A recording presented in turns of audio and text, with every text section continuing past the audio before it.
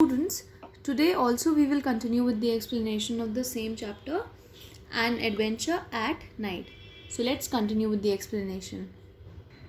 Yesterday we have studied that Bobby and Peter went to save the baby from the fire. And today we will study the rest of the story. "Hi," said Peter, lifting the handkerchief from his mouth for a moment. "Baby, where are you?" he choked. Choked का मतलब होता है सांस लेने में दिक्कत होना या कष्ट होना. Choked means to have difficulty in breathing.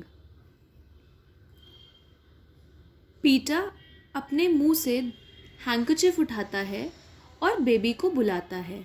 He says, "Hi, where are you, baby?" वो कहता है, हाई करता है और कहता है, "baby, where are you?" Just at that moment, a baby started crying. और उसी वक्त बेबी रोने लगता है. वो जैसे ही पीटर की आवाज़ सुनता है, he starts crying. Peter felt his way through the dark smoke, found the baby all soft and warm. Peter उस घने धुएं से होते हुए जाता है और उसे बेबी मिल जाता है. And baby was all soft and warm. Students, how babies are? They are very soft, right? So that baby was also very soft and warm. Warm क्यों था? क्योंकि जो रूम था, जो कैबिन था, वो पूरा धुएं से भरा हुआ था. That is why that baby was warm. Picked it up and bagged out. उसे उठाया और बाहर निकला. Nearly tumbling over Bobby, who was close behind. और वो बॉबी से टकराते टकराते बचा, जो कि उसके बहुत पास थी. Tumbling means moving quickly in an uncontrolled way. या अगर हिंदी में हम टम्बलिंग को डिफाइन करें तो टम्बलिंग का मतलब होता है लड़खड़ाकर एकाएक गिरना. "I have got the baby," said Peter, tearing off the handkerchief and staggering onto the deck. और पीटर बॉबी से कहता है कि मुझे बेबी मिल गया है. वो अपना मास्क फाड़ता है और लड़खड़ाते हुए डेक पर जाता है. All three of them came out safely from the boat. और तीनों लोग बिल्कुल सुरक्षित, बिल्कुल सेफली बोट से बाहर आ जाते हैं. सेफली मीन्स सुरक्षित. हाँ. Who are all three over here? क्या तीनों लोग बॉबी, फिलिस और पीटर हैं? नो.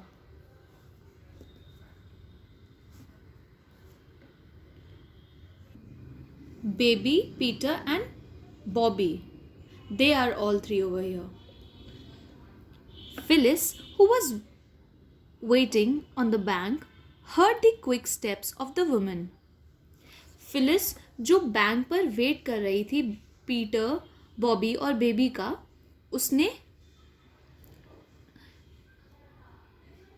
उसने वुमेन के पैरों की चलने की बहुत तेज आवाज़ सुनी.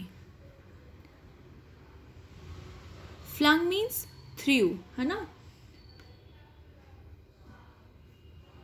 मतलब फेंकना. रेलिंग क्या होती है? रेलिंग लोहे की छड़ों से बना हुआ घेरा, है ना? तो जो वुमेन थी वो दौड़ते दौड़ते आई and snatch the baby from Peter. और उसने पीटर के हाथ से बेबी छीन लिया. स्नैच मीन्स छीनना. The man came running behind his wife. और वो आदमी दौड़ते दौड़ते अपनी वाइफ के पीछे दौड़ते दौड़ते आया.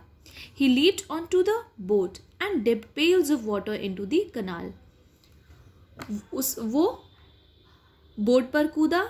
उसने बड़े बड़े कंटेनर्स, बड़े बड़े वेसल कनाल में डिप किए, उसमें पानी भरा और आग पे फेंकने लगा. पेल्स मीन कंटेनर, है ना? कंटेनर या कुछ सामान रखने की वस्तु.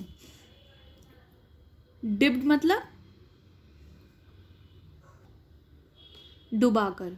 तो dipped pails of water into the canal का अर्थ है नहर में से बाल्टी को डुबा डुबा कर पानी निकालना और लगी आग को बुझाना.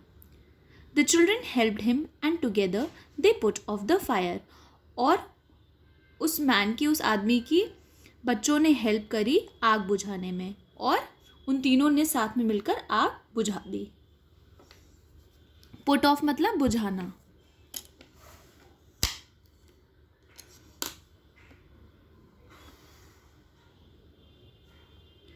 The woman thanked the children for saving their child's life. और उस औरत ने तीनों को थैंक किया. क्यों थैंक किया, क्यों धन्यवाद किया? क्योंकि इन तीनों ने बेबी को बचाया था. सेविंग मीन्स बचाना.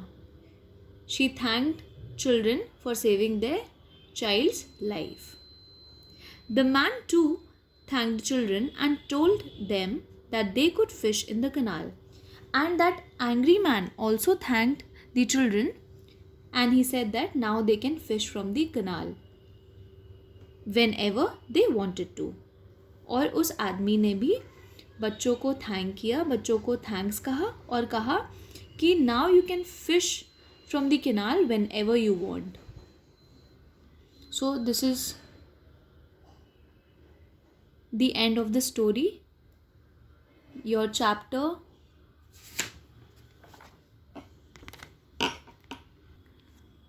An Adventure at Night is completed.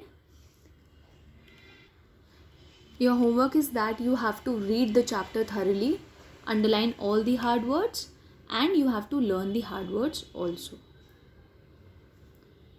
One most important thing, to understand this chapter more clearly, read this chapter once more and then see the videos that I have shared in the group. Means all three video you should see in the sequence to understand this chapter more clearly. Tomorrow we will continue with the written work. Thank you class. Have a good day.